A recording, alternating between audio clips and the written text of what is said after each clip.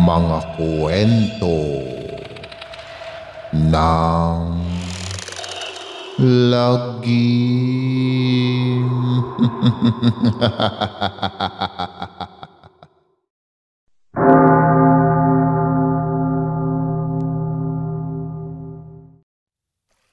Kaya naman, lagi niyang inihahanda ang sarili sa posibleng pag-atake nito.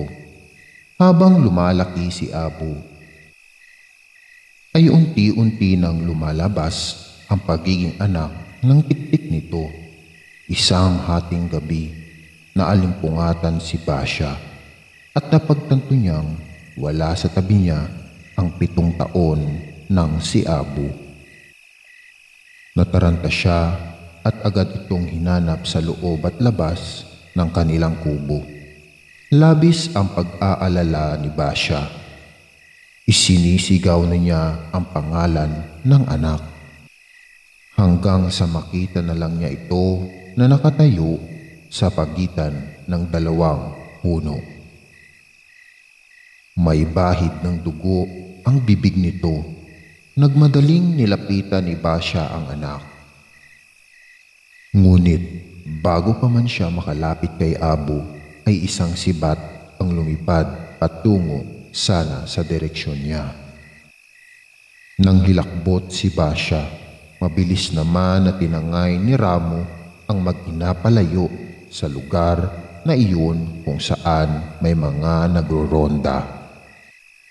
Nang makarating na sa kanilang kubo, tinanong ni Basya si Ramo kung bakit siya nito iniligtas.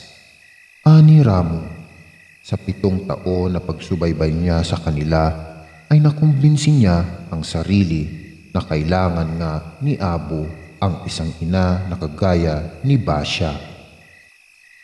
Kaya't nagdesisyon siyang protektahan sila sa abot ng kanyang makakaya at alang-alang na rin sa kapatid niyang si Anton. Nagulat si Basya sa isiniwalat ni Ramo. Noon lang niya napagtanto na meron palang kapatid si Anton. Mula noon, si Ramo ay malaya nang nakakapunta sa kubo ng mag-inang Basya at Abu. Hindi namamalayan ng binatang tiktik na napapalapit na ang loob niya sa ina ng pamangking si Abu. Pilit man niyang itanggi sa sarili na ang puot niya rito ay unti-unting naglalaho. Si Basya man ay napapalagay na ang loob kay Ramo. Nakukonsensya siya sa nararamdaman para sa kapatid ni Anton. Ngunit paano nga ba niya mapipigilan ang pusong hindi kayang kontrolin ng utak? Hindi rin makaya ni Basya na pigilan ang pagdaloy ng dugong aswang kay Abu. Kahit inilayo na niya ito sa mga tao, kahit tinuruan niya pa itong magdasal at kahit sinubukan niya rin itong ipasok sa simbahan. Bigo pa rin siyang maiiwas ito sa pagiging anak ng tiktik. Nang maging ganap na binata si Abu, tulad ng kanyang ama noon na si Anton, siya ay dumadapo na rin sa mga bubungan. At sa tuwing ginagawa niya ito, si Basya ay nagro-rosaryo at idinadalangin ang kaligtasan ng anak. Kapag ginagawa naman ito ni Basya, si Ramo ay nasa labas lang at hinihintay siyang matapos. Ilang taon pa at dumating na ang kinakatakutan ni Basya. Si Abu ay may natipuhang isang magandang binibini mula sa kapatagan. Hindi maitago ni Abu sa ina ang kanyang kasiyahan dahil sa dalagang nagngangalang Suraya. Nakilala raw ito ni Abu nang makasalubong niya ito dala ang panindang kakanin. Bumili raw siya at sa kanilang saglit na pag-uusap ay nabighani agad siya sa matamis nitong ngiti. Kinabahan si Basya. Sinabi niya kay Ramo na tila na ulit lang ang pangyayari sa kanila noon ni Anton sa anak nilang si Abu. Ayaw daw niya na maulit din ang trahedyang pinagdaanan nila.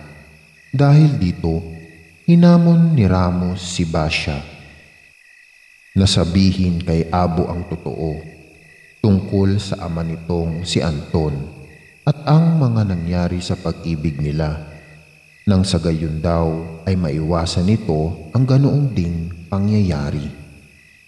Natakot man ay pinili ni Basya na tanggapin ang hamon ni Ramo. Kinausap niya ng masinsinan ang anak upang mailigtas nito ang sarili sa posibleng kapahamakan na idudulot ng pag-ibig.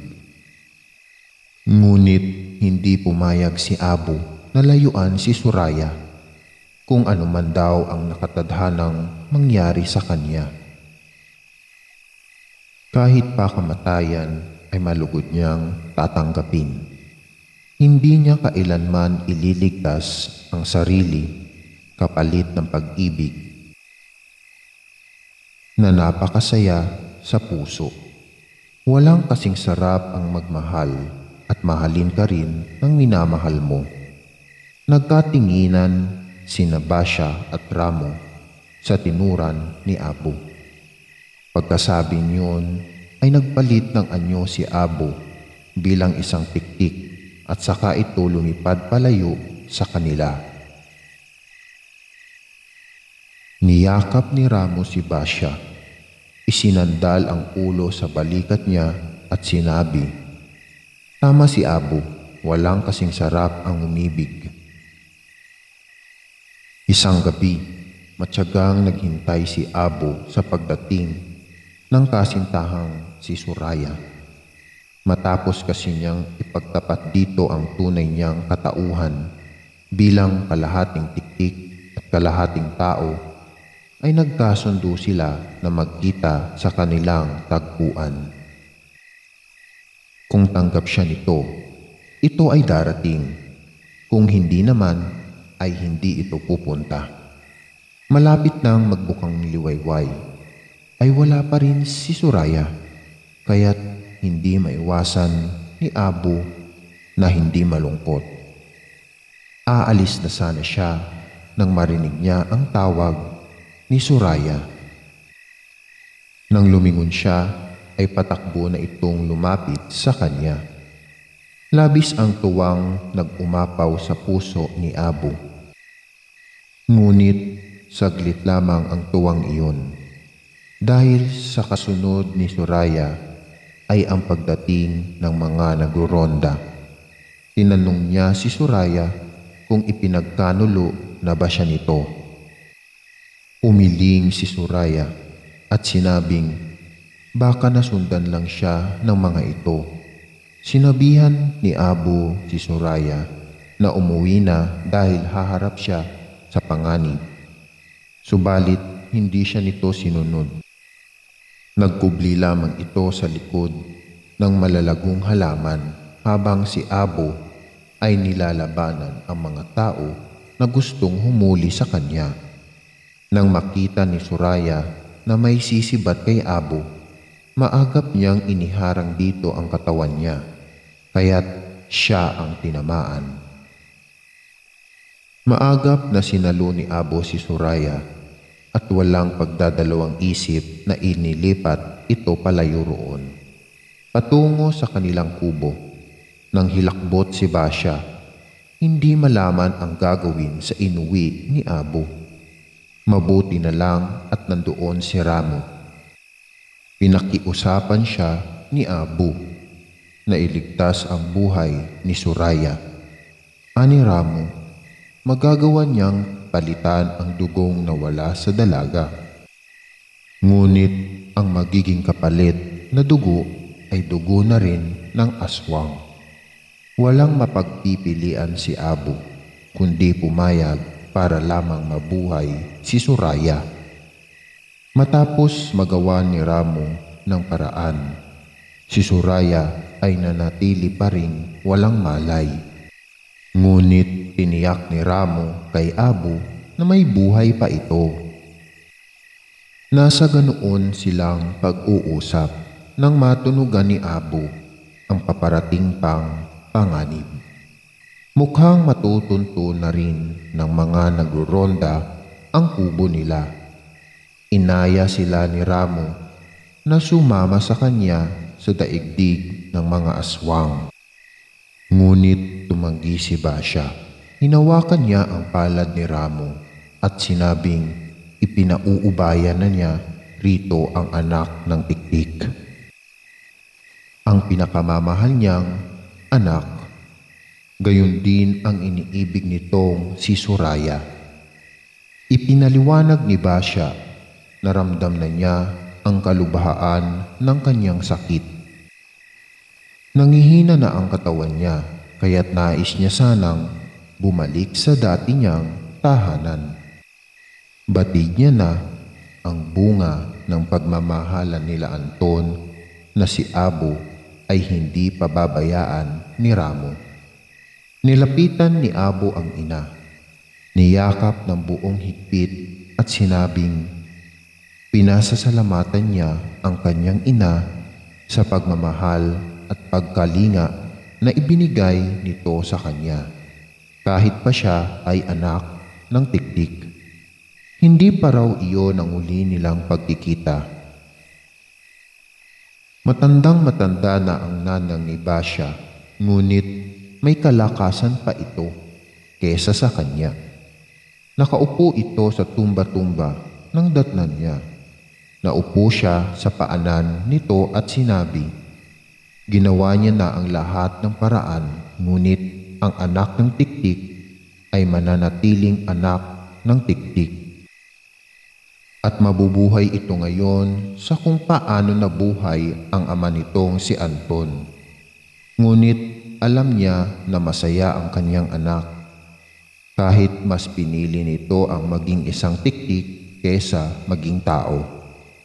Hindi nagtagal at pumanaw si Basya. Inilibing siya sa tabi ng libingan ni Anton. Isang mapulang rosas ang nilapag ni Ramo sa puntod ni Basya at saka ito naglakad palayo.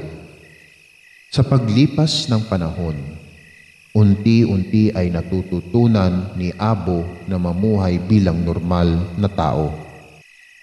Sa tulong ni Soraya, kahit pa ito ay nasalina ng dugong aswang, sigurado raw matutuwa ang kanyang mga magulang na ang anak nilang Tiktik ay sinisikap magbago ng dahil sa pag-ibig.